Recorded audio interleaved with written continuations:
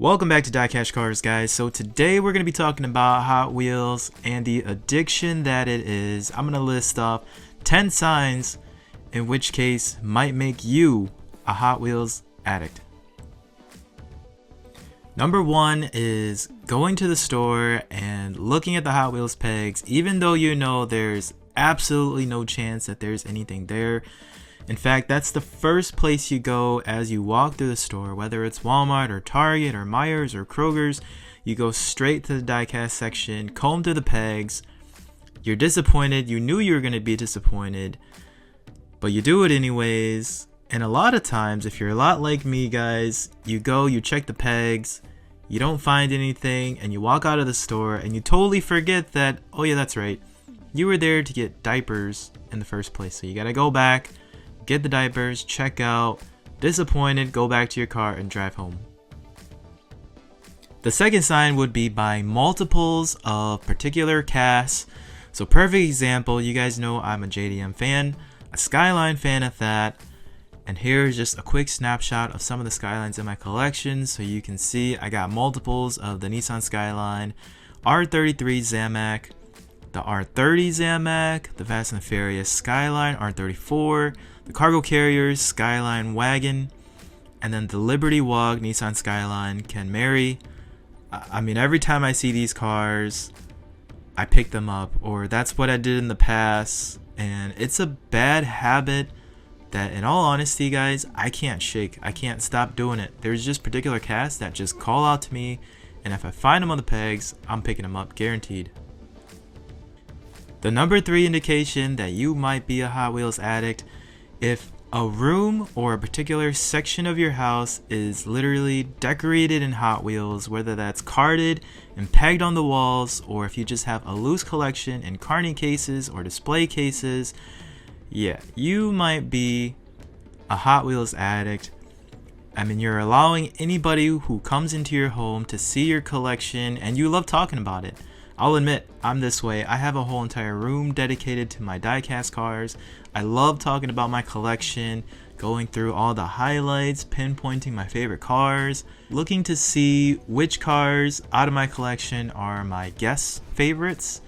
I mean, it's just a super fun conversation starter. But yeah, if you got them lined up in your house somewhere, you're definitely a Hot Wheels addict.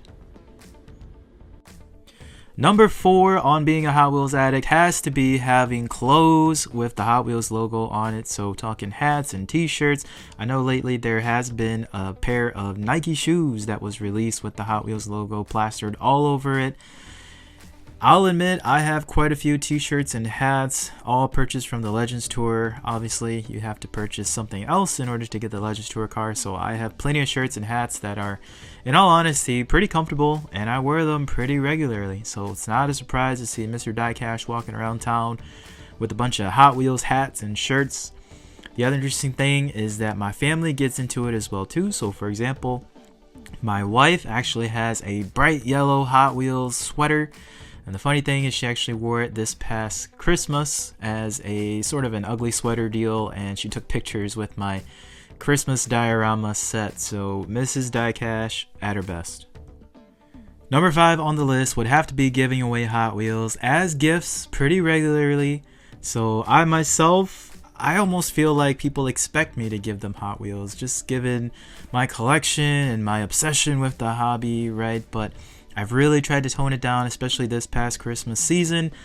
It's pretty easy to just start handing out Hot Wheels left and right, but I held back from that and pretty proud of myself. I only gave away 1 Hot Wheel this year. It was just to one of my church members, and the only reason I did that was because he drives a red MK4 Supra in real life, so I thought what better than to get him a red Toyota Supra Hot Wheels.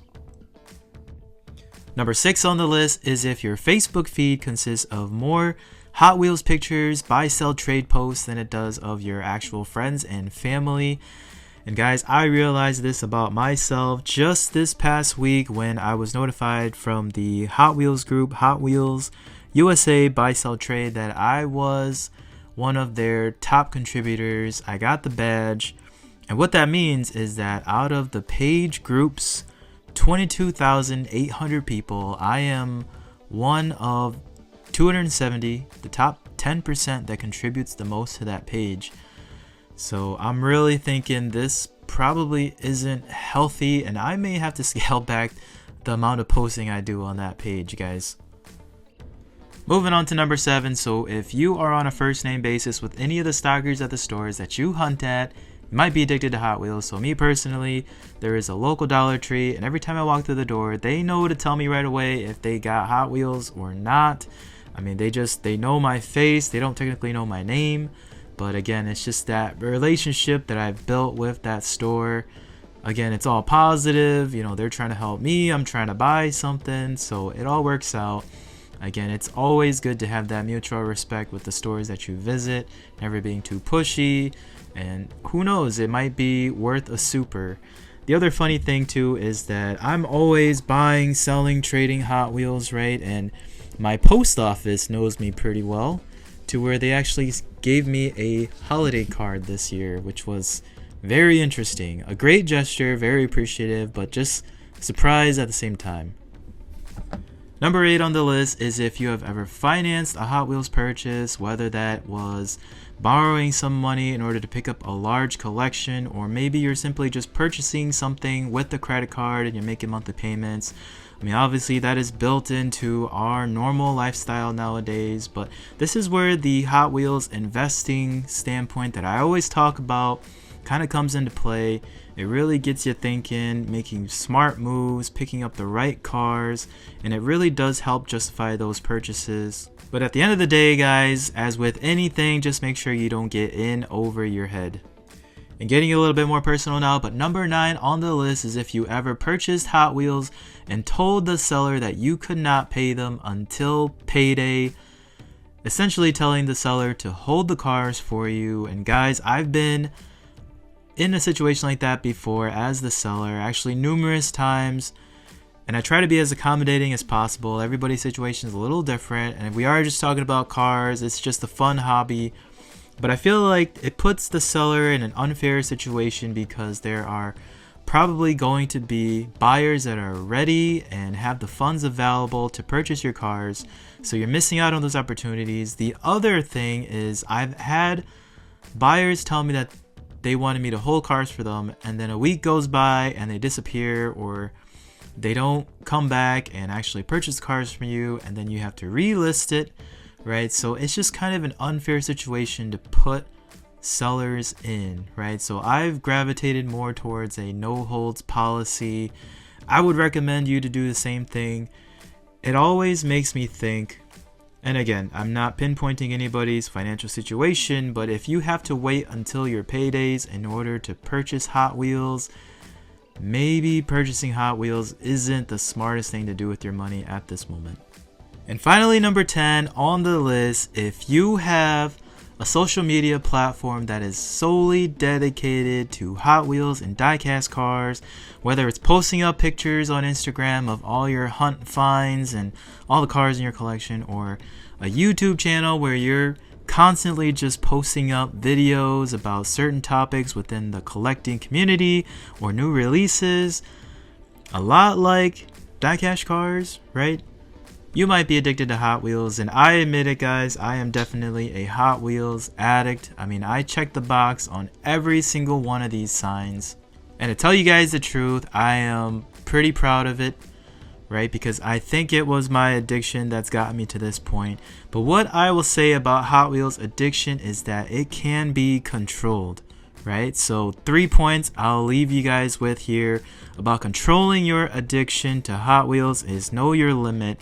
Again, similar to just the financial side of buying Hot Wheels, just make sure you're not going over your head purchasing more cars than what you need or what you can afford. Number 2 is it's fine to take breaks. I know I've talked about this before. You don't have to quit completely, but it's fine to take a break, take a breather, look at other hobbies, enjoy other things, spend more time with your family, and then come back to the hobby. Sometimes it freshens your eyes and you're able to enjoy the hobby more after that. And the last thing I'll tell you is don't be afraid to sell portions of your collection. Don't even be afraid to sell off grail pieces, cars that you think that you could never get back if you got rid of. I've thought that a number of times. I've gotten rid of a number of highly desirable cars, and I've been able to find them later on. They may have cost a little bit more, they may have cost a little bit less, but I was still presented the opportunity to get the cars. So never think that it's impossible to get these cars if you lose them.